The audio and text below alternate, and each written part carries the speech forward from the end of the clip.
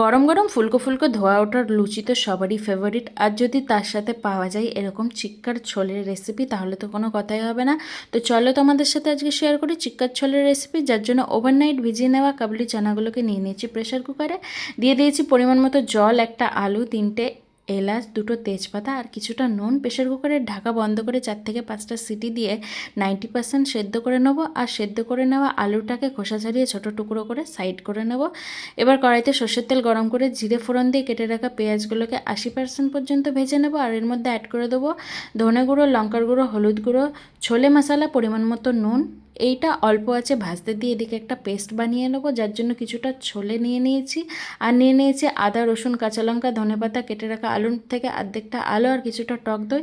মশলার এই পেস্টটা বানিয়ে যে মশলাটা ভাজতে দিয়েছিলাম পেঁয়াজের সাথে তাতে অ্যাড করব। মশলাটা তেল ছেড়ে কষে আসলে সেদ্ধ করে নেওয়া ছোলে আর যে আলুটা বাঁচিয়ে রেখেছিলাম সে আলুটা বড় কাপের 1 কাপ জল দিয়ে 10 মিনিট অল্প আছে কিন্তু রান্না করলে একদম ক্রিমি ক্রিমি একটা টেক্সচার চলে আসবে। সাইডে একটা ফোড়ন রেডি করব, যার জন্য 2 চামচ ঘি, আজওয়াইন, শুকনো লঙ্কা, আদা কুচি, অল্প সামান্য রেড চিলি পাউডার আর কিছুটা পরিমাণ কস্তুরি মেথি ইউজ করেছি।